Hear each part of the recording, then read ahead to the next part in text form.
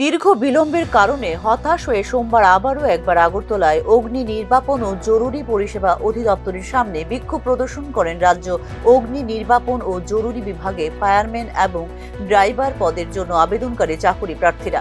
অবিলম্বে ৩০৪ জন ফায়ারম্যান এবং ২৫ জন ড্রাইভারের শূন্য পদ পূরণ করার দাবি জানিয়েছেন তারা।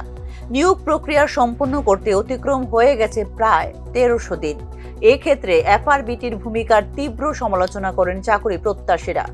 রিটেন দিছি, রিটেনের কোনো রেজাল্ট দেওয়া হয়েছে না। এরপরে দপ্তরের সঙ্গে যখন যোগাযোগ করছি তখন কইছে যে মেজর ইস্যুর কারণে এটারে ক্যান্সেল করা হয়েছে। এবার ক্যান্সেল করার পরে দ্বিতীয়বার আরেকটা চান্স নেওয়া হয়েছে যে দ্বিতীয়বার আবার এক্সাম হইব এবং এটা দপ্তরের উপরে যে এফআরবিটির উপরে একটা দায়িত্ব দেওয়া হয়েছে। তাহলে আমরা যখন ডিরেক্টরের সঙ্গে দেখা করতে যাই, ডিরেক্টর স্যারে নিজের দায়িত্বটা বা নিজের যে ইয়েটা আছে এটা সম্পূর্ণ করে দিতেছে যে এফআরবিটির কাছে, যে এফআরবিটি যদি চায় যে 1 মাসের মধ্যে কমপ্লিট করতে করুক, আমরা আমাদের যে যাবতীয় করণীয় হয়তো বা টাকার দিক দিয়ে হোক বা যা যা সরঞ্জাম প্রয়োজন সম্পূর্ণ সব কিছু দিতে আমরা রাজি।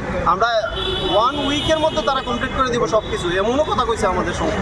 তাহলে 1 উইকের মধ্যে কমপ্লিট করতে হলে যদি তাদের কোনো অসুবিধা না হয় তাহলে এফআরবিটি কেন এমন ধরো অসুবিধা হচ্ছে? আমরা 8 জানুয়ারি 2023 তারিখে লিখিত পরীক্ষা সম্পন্ন হওয়া সত্ত্বেও কর্মসংস্থানের বিষয়ে কোনো অগ্রগতি না হওয়ায় তীব্র হতাশা ব্যক্ত করেন চাকরি প্রার্থীরা।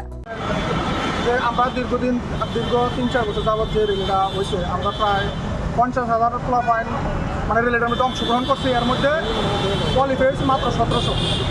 তারপরে এর মধ্যে মানে আমরা যে রেলিটা কমপ্লিট হয়েছে, এই যে 1700 পয়েন্ট কমপ্লিট হয়েছে। কোয়ালিফাইয়ের পরে আমরা যে সরকারের কাছে যে এরকম পর্যায়ে দাঁড়িয়ে গেছি, মানে আমরা সরকারের কাছে অনুরোধের ভাষা কীভাবে অনুরোধ করলে যে সরকার শুনবো আমরা কথা, কোন ভাষা অনুরোধ করলে আমরা তো এর ভাষা হারাই ফেলাইছি। যে মানে কীভাবে আমরা সাংবাদিকরা আছেন বিভিন্ন কনফারেন্সে আমরা কথা বলি সিএম স্যারের সাথে, তাহলে আপনারা একটু আমরা তরফের থেকে জিজ্ঞেস করবেন যে আমরা কোন ভাষায় তাদের কাছে রিকোয়েস্ট করলে যে তাই আমরা রিকোয়েস্ট অ্যাকসেপ্ট করবো, অ্যাকসেপ্ট করবো। তাই না আমরা এর 50,000 লোক মানে কত টাফেস্ট ইন্টারভিউ আমরা একদম করে কোয়ালিফাই করে আজকে এখানে দাঁড়াইছি। আমরা হকটার লাগিয়ে দিকে দাঁড়াইছি, আমরা এই হকের লাগিয়ে রোডের মধ্যে দাঁড়াইতে হইতেছে। আজকে এই সরকারের আমলে ডিজিটাল ত্রিপুরা সরকারের আমলে আমরা দাঁড়াতে হইতেছে।